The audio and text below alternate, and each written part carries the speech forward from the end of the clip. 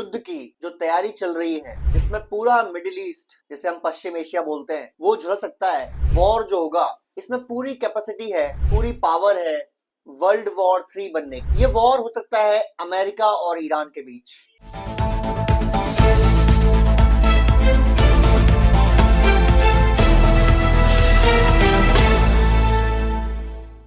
Hello friends, एक बहुत बड़ी युद्ध की जो तैयारी चल रही है, जिसमें पूरा मिडिल ईस्ट, जिसे हम पश्चिम एशिया बोलते हैं, वो झुलस सकता है। और ये वॉर जो होगा, इसमें पूरी कैपेसिटी है, पूरी पावर है वर्ल्ड वॉर 3 बनने की। ये वॉर हो सकता है अमेरिका और ईरान के बीच, या आप कह सकते हैं अमेरिका, इजराइल और ईरान, हूती, हिजबुल्लाह, हमास, इनके बीच। लेकिन ईरान ने ये बोल दिया कि अगर हम पर हमला हुआ तो जितने भी मिडिल ईस्ट में बेसिस है अमेरिका के, जो लगभग हर देश में ही है वहां, चाहे वो ओमान हो, चाहे वो सऊदी अरेबिया हो, चाहे कतर हो, चाहे सीरिया हो, चाहे इराक हो, लगभग हर देश में, चाहे जॉर्डन हो, हर देश में उनके बेसिस हैं। उन सारे बेसिस पर ईरान अटैक करेगा अपनी मिसाइल से, अपनी हाइपरसोनिक मिसाइल से, अपनी क्रूज मिसाइल से। और ईरान की जो मिसाइल कैपेसिटी है वो दुनिया के टॉप 10 देशों में आती है। यानी ईरान ने एक डेटरेंस बनाने के लिए, एक अपना बचाव बनाने के लिए मिसाइल टेक्नोलॉजी को इतना उन्नत कर रखा है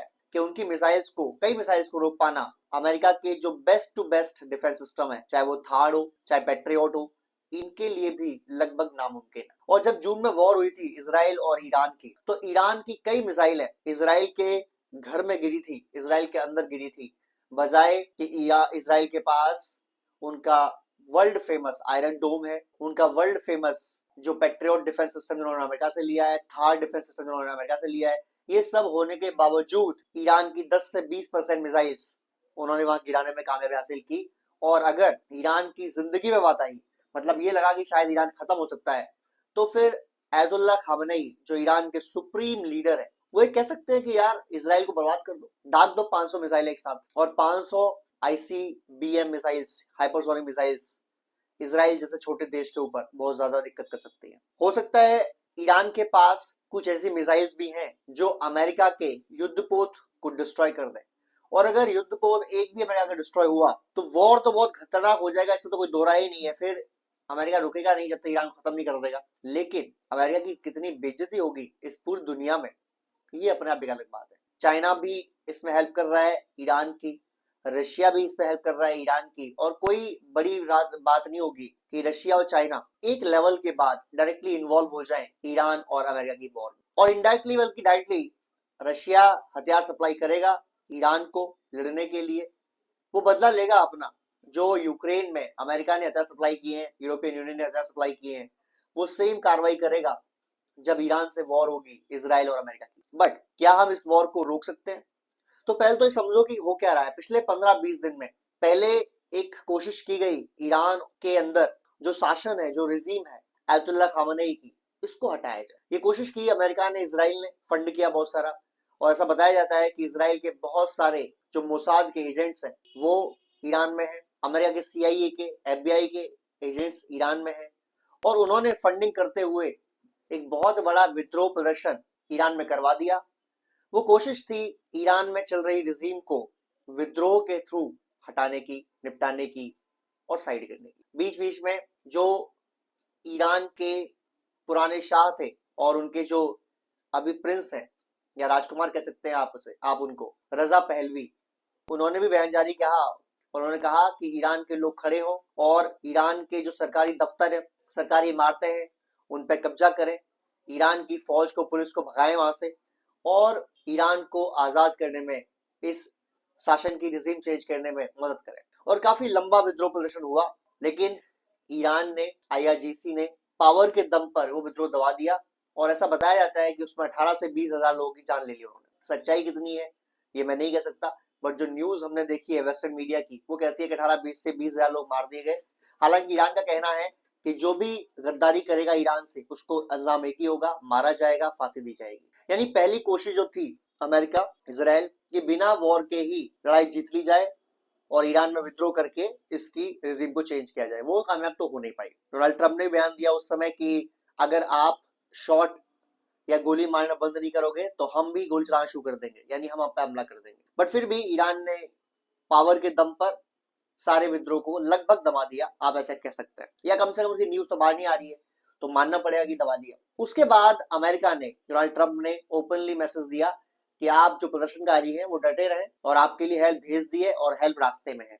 अच्छा, हेल्प हेल्प क्या थी वो? तो हेल्प थी यूएस का नेवी बेड़ा युद्धपोत अब्राहम लिंकन। ये आ गया, लाल सागर में एंट्री मारी इसने, और ये इसने अपने जो डिवाइस नेविगेशन सिस्टम होते हैं उनको बंद कर दिया है, यानी ये अब बेसिकली दुनिया के लिए अननोन टेरिटरी में है।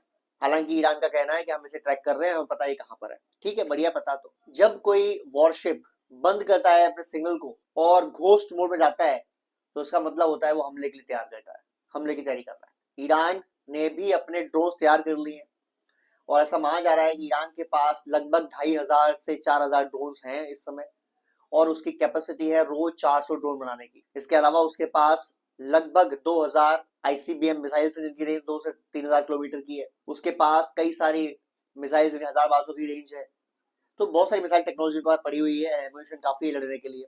इसके बाद अमेरिका ने एक और युद्धपोत जो कल ही ईरान के पास पहुंच गया है, उसका नाम है जॉर्ज, बेसिकली जॉर्ज बुश के नाम पर रखा गया है। तो ये भी युद्धपोत, जैसा अब्राहम लिंकन है वैसे ही जॉर्ज बुश के नाम पर है।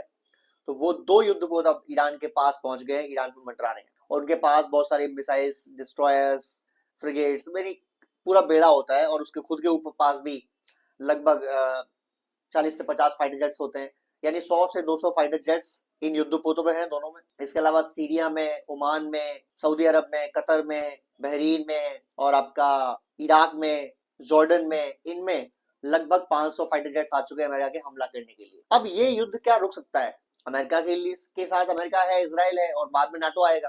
इधर चाइना ने अपनी DF-21 मिसाइल दे दी है जो किसी भी युद्धपोत को डिस्ट्रॉय कर सकती है। हालांकि ईरान के पास अपने पास भी वो टेक्नोलॉजीज है, अब वो कितना सच है कितना गलत है, और चाइना का माल चलेगा कि चलेगा इसकी गारंटी हम नहीं दे सकते भाई, बट जो खबर है वो बता दी आपको मैंने। तो कल एक मीटिंग होने वाली है और ये दुनिया के लिए बहुत अहम मीटिंगों में से एक मीटिंग है। ये कहता है, ये मीटिंग जो है ये होने वाली है मस्कट के अंदर, और मस्कट जो है बेसिकली वो ओमान में है। यहाँ ईरान के जो विदेश मंत्री हैं अरागची, वो जाने वाले हैं, और उनकी मीटिंग होने वाली है यूएस के रिप्रेजेंटेटिव से। और जो मुद्दा है वो मुद्दा है कि कैसे ये वॉर रोका जाए या कैसे इस वॉर को होने से बचाया जाए, क्योंकि अगर एक बार वॉर स्टार्ट हो गया फिर नहीं रुकता ही है। फिर तो आइदर वे होगा, या तो ईरान में रिजीम ही चेंज हो जाएगी या अमेरिका को भागना पड़ेगा लौट के, और दोनों ही फिलहाल मुश्किल लगते हैं, क्योंकि अब ईरान के पास भी बहुत फायर पावर है मिसाइल्स की, ड्रोन्स की, और उनके पास बेहतरीन लड़ाके हैं। 1.5 लाख जो उनकी फौज है IRGC की, जो हाईली हाईली डेडिकेटेड है to the Ayatollah Khamenei, supreme leader of Iran. उसके अलावा 3-4 लाख की और फौज है, मतलब 7-8 लाख की फौज है, तो वो लड़ेंगे ऐसा लगता तो है। अभी मीटिंग किस बारे में? अमेरिका कहता है कि हमारे 4 बिंदु हैं, 4 पॉइंट है जिस पर ये मीटिंग हो। पहला पॉइंट है कि हम चाहते हैं ईरान अपना न्यूक्लियर प्रोग्राम रोके। अब यहाँ एक मजाक सा लगता है। पहली बात, अमेरिका ने जब जून में ऑपरेशन किया था मिडनाइट हैमर, उन्होंने कहा था कि हमने B-2B बॉम्बर से बॉम्बिंग की और ईरान की सारी पावर जो थी हाइड्रोजन यूरेनियम बॉम्ब बनाने की, न्यूक्लियर बॉम्ब बनाने की, हमने सब डिस्ट्रॉय कर दी है। अब ईरान के पास वो पावर बची ही नहीं है कि वो किस तरीके से न्यूक्लियर बॉम्ब बनाएगा। तो अगर वो सच था तो आप बात क्या करने वाले हैं कल, फिर आप ये बताइए। और अगर वो सच नहीं था तो आप झूठ बोल दुनिया से कि ईरान की हमने सारी पावर कैपेसिटी डिस्ट्रॉय कर दी है। ये हुई पहली बात। दूसरी बात, अमेरिका चाहता है कि ईरान अपने जो ICBM प्रोग्राम है, जो मिसाइल्स टेक्नोलॉजी है जिसकी रेंज वो 5000 किलोमीटर करना चाहता है, क्योंकि अमेरिका चाहता है कि यार ईरान की डायरेक्ट रेंज में हम ना आए। अमेरिका की खास बात है, अमेरिकन लड़ाई लड़ते दुनिया में, एक तो वो चुनते हैं उस देश को जो उनकी टक्कर का नहीं है, दूसरा उनकी मेनलैंड अमेरिका के अंदर कोई हमला नहीं होता, यानी उनके मैक्स टू मैक्स जो मरेंगे वो फौजी मरेंगे, पर अगले के देश में लोग मरेंगे, ये दिक्कत होगी।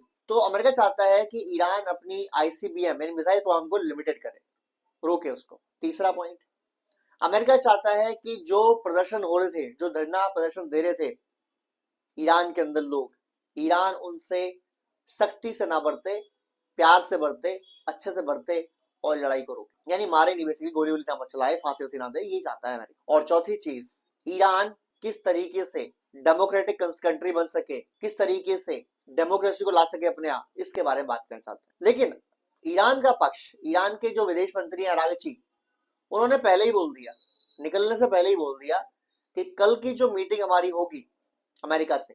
हमारा केवल और केवल एक ही मुद्दा है, और वो मुद्दा ये है कि हमको सिर्फ बात करनी है न्यूक्लियर प्रोग्राम के बारे में। ना हमारी मिसाइल टेक्नोलॉजी के बारे में कोई बात होगी, ना हम एग्री है मिसाइल टेक्नोलॉजी को रोकने के लिए, मिसाइल्स की कैपेसिटी रोकने के लिए, ना ड्रोन्स के बारे में कोई बात होगी, ना हमारे यहाँ शासन व्यवस्था कैसी होगी, डेमोक्रेसी होगी या यही रिजीम चलेगी, ऐसी कोई बातचीत नहीं होगी। और ना ही हम अपने देश के अंदर जो प्रदर्शन हो रहे हैं, धरने हो रहे हैं, उनको कैसे डील करेंगे, ये बाहर का कोई देश हमको बताएगा। तो ये तो हुई कल की बात।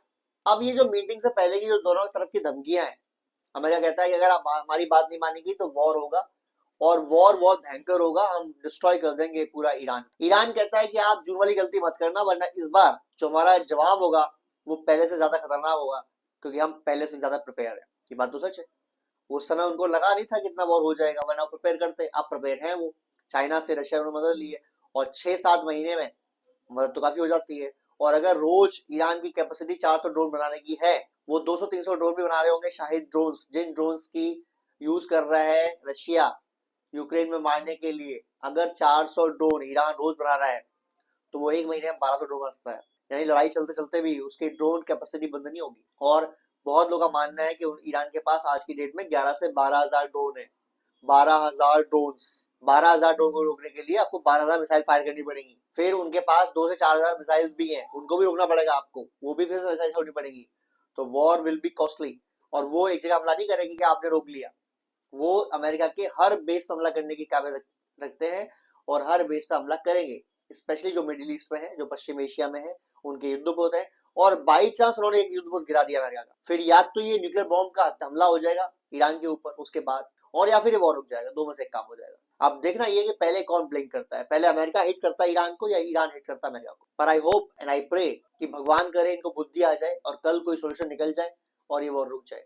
अगर ये वॉर हो गया तो ये वॉर बहुत गंदा होगा, इसमें कोई दो राय नहीं। जय हिंद, जय भारत।